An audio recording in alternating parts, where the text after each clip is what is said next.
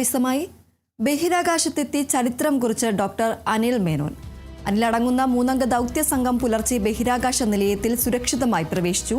ഇനി 8 മാസം നീണ്ടു നിൽക്കുന്ന ഗവേഷണങ്ങൾക്കും പര്യവേഷണങ്ങൾക്കും ശേഷമാണ് സംഘം മടങ്ങുക.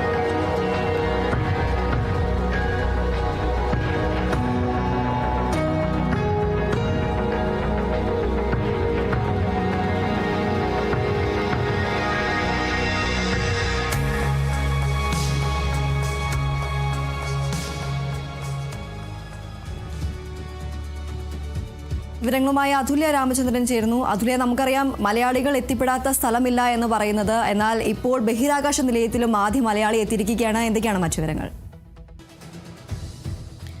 ദീപ്തി സൂചിപ്പിച്ചതുപോലെ തന്നെ അങ്ങനെ മലയാളികൾക്ക് അഭിമാനമായി അല്ലെങ്കിൽ ഒരു ചരിത്ര നേട്ടം കുറിച്ചിരിക്കുകയാണ് ഡോക്ടർ അനിൽ മേനോൻ.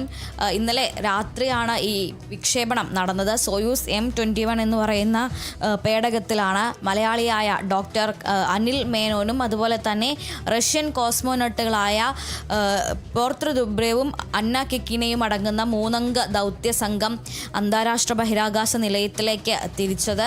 ഇന്ന് പുലർച്ചെയോടെ ആയിരുന്നു അവർ അന്താരാഷ്ട്ര ബഹിരാകാശ നിലയത്തിൽ പ്രവേശിച്ചത്.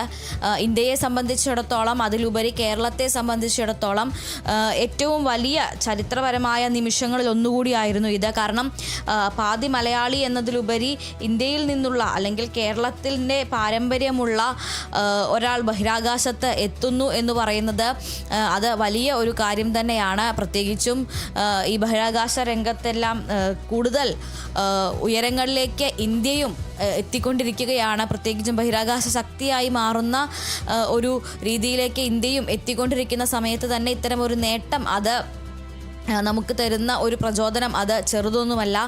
എന്തായാലും നമ്മൾ നേരത്തെ സൂചിപ്പിച്ചതുപോലെ കസാക്കിസ്ഥാനിലെ ബൈക്കനൂരിൽ നിന്ന് ഇന്ത്യൻ സമയം ഇന്നലെ രാത്രി 8:17 ഈ ഒരു വിക്ഷേപണം നടന്നത്.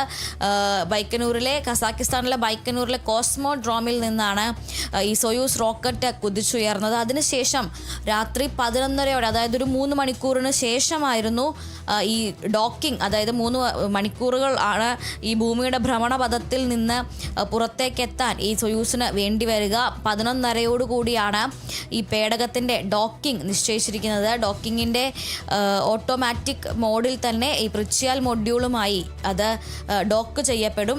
ഡോക്ക് ചെയ്തതിന് ശേഷം ഈ ബഹിരാകാശ നിലയത്തിലേക്കുള്ള ഇവരുടെ ട്രാൻസിഷൻ അതിന് വളരെയധികം സമയമെടുക്കുന്ന ഒരു പ്രക്രിയയാണ് ഹാച്ച് ഓപ്പണിങ്ങും. അതുപോലെ തന്നെ ഈ സോയൂസ് പേടകത്തിലുള്ള ദൗത്യ സംഘം അന്താരാഷ്ട്ര ബഹിരാകാശ നിലയത്തിനുള്ളിലേക്ക് ട്രാൻസ്ഫർ ചെയ്യുന്നതും അത് വളരെയധികം സമയമെടുക്കുന്ന വളരെ സങ്കീർണമായിട്ടൊരു പ്രക്രിയയാണ്. അപ്പോൾ ഡോക്കിങ്ങിന് ശേഷം, ഡോക്കിംഗ് പൂർത്തിയായതിനു ശേഷം വീണ്ടും മണിക്കൂറുകൾ എടുത്താണ് ഈ ഹാച്ച് ഓപ്പണിംഗ് പൂർത്തിയാക്കാനാവുക.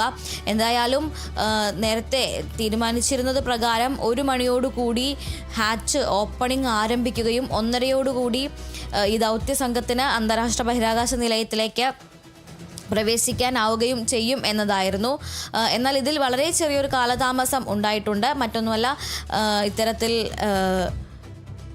2 മണി പുലർച്ചെ, ഇന്ത്യൻ സമയം പുലർച്ചെ 2 മണിയോടുകൂടി, കൃത്യമായി പറഞ്ഞാൽ 1:52 അന്താരാഷ്ട്ര ബഹിരാകാശ നിലയത്തിലേക്ക് ദൗത്യ സംഘത്തിന് പ്രവേശിക്കാനായത്. സാങ്കേതികമായി വരുന്ന ചില തുച്ഛമായ അല്ലെങ്കിൽ വളരെ കുറഞ്ഞ ഒരു കാലതാമസം മാത്രമായിരുന്നു അത്. മറ്റ് പിഴവുകളോ അല്ലെങ്കിൽ അത്തരത്തിൽ ആശങ്കപ്പെടേണ്ട ഏതെങ്കിലും രീതിയിലുള്ള പ്രശ്നങ്ങളോ ഒന്നും തന്നെ ഇല്ലായിരുന്നു. മറിച്ച് സാങ്കേതികമായി അവിടെ നടന്നു വരുന്ന പ്രൊസീജിയറുകൾ, അതായത് വലിയ രീതിയിലുള്ള ചിട്ടകളിലൂടെയും ചട്ടങ്ങളിലൂടെയുമാണ് ഈ ഒരു ട്രാൻസിഷൻ പൂർത്തിയാകുന്നത്.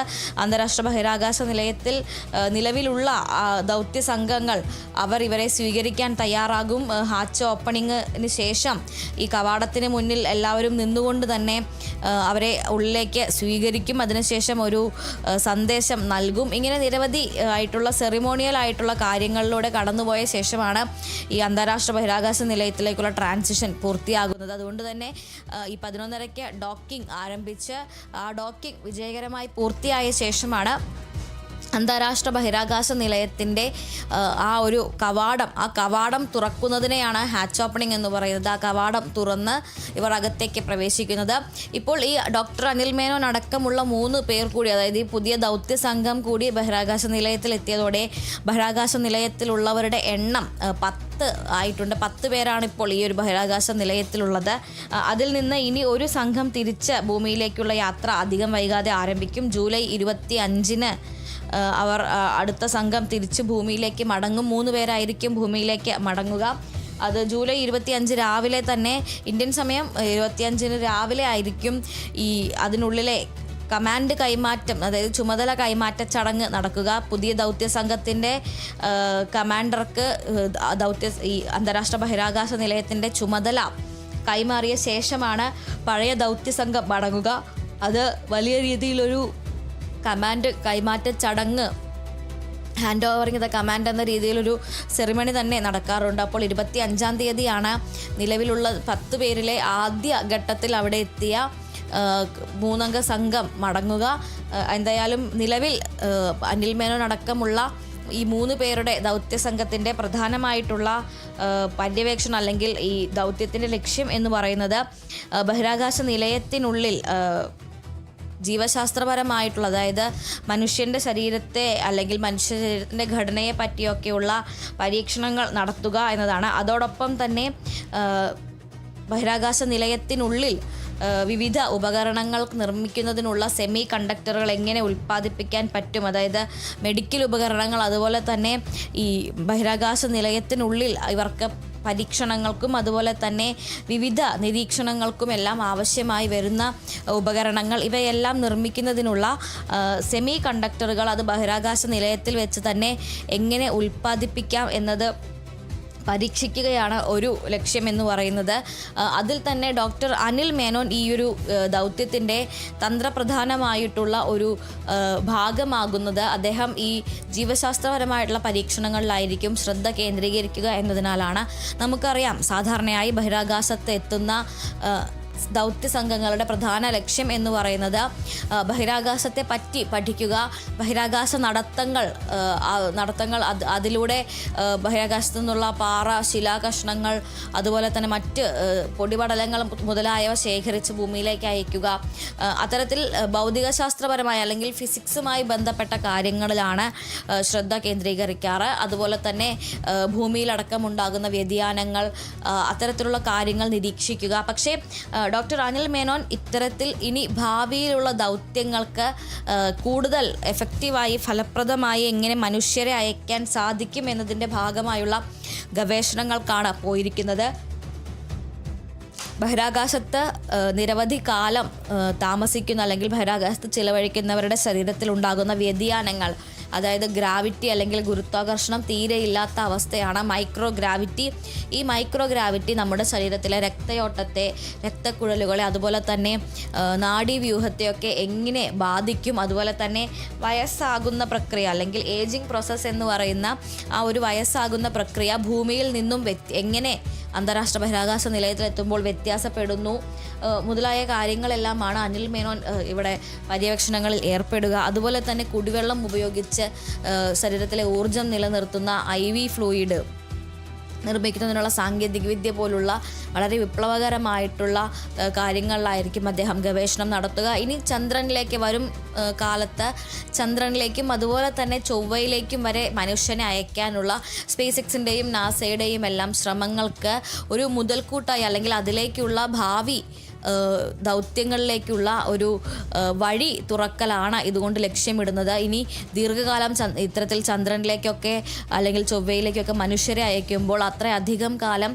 ബഹിരാകാശത്ത് ചിലവിടേണ്ടി വരും. അപ്പോൾ അത്തരത്തിൽ ഈ മൈക്രോ ഗ്രാവിറ്റിയിൽ അതിജീവനം സാധ്യമാണോ എന്നത് പരീക്ഷിക്കുക, അത്തരത്തിൽ അതിജീവനം സാധ്യമാക്കാൻ വേണ്ട കാര്യങ്ങൾ ചെയ്യുക എന്നതാണ് അനിൽ മേനോൻ എന്ന് പറയുന്ന ഈ ഒരു മലയാളിയിൽ അധിഷ്ഠിതമായിട്ടുള്ള ദൗത്യം എന്ന് പറയുന്നത്. അതുകൊണ്ട് തന്നെ മറ്റുള്ള ദൗത്യങ്ങളിൽ നിന്ന്, ദൗത്യത്തിൻ്റെ ലക്ഷ്യങ്ങളിൽ നിന്ന് അദ്ദേഹത്തിൻ്റെ ഈ ഒരു ഗവേഷണം വളരെ വേറിട്ട് നിൽക്കുന്നു എന്നുള്ളതാണ്.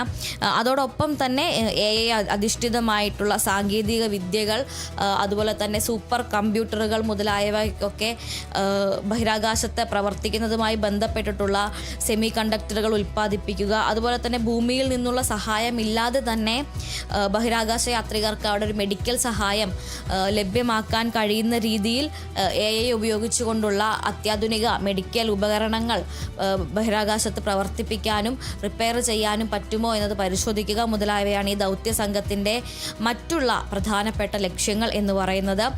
എന്തായാലും 8 മാസക്കാലം ഈ അന്താരാഷ്ട്ര ബഹിരാകാശ നിലയത്തിൽ ചെലവഴിച്ച ശേഷമായിരിക്കും ഈ ദൗത്യ സംഘം ഇനി തിരിച്ച് ഭൂമിയിലേക്ക് മടങ്ങുക. അതായത് 2027 ഏപ്രിൽ മാസം വരെ ഡോക്ടർ അനിൽ മേനോനും സംഘവും അവിടെ ബഹിരാകാശ നിലയത്തിൽ ചെലവഴിക്കും. അതിനുശേഷമായിരിക്കും അവർ മടങ്ങിയെത്തുക.